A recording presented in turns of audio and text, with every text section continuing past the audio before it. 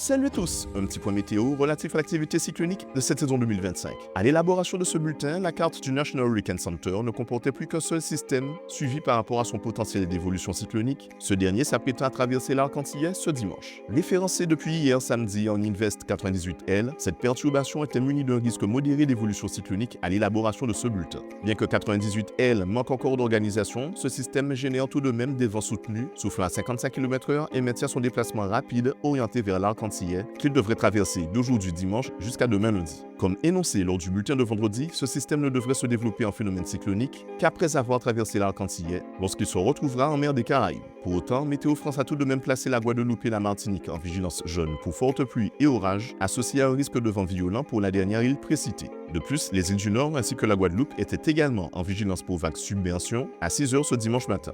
En effet, cette onde tropicale pourrait dégrader le temps de nos régions au cours de cette journée, sachant que la dégradation la plus marquée devrait avoir lieu en cours d'après-midi et jusqu'à la matinée de lundi, faisant peser un risque de fortes précipitations associé à des vents qui pourraient atteindre en rafale jusqu'à 80 km/h en Martinique, selon le bulletin de 6 h émis par Météo France.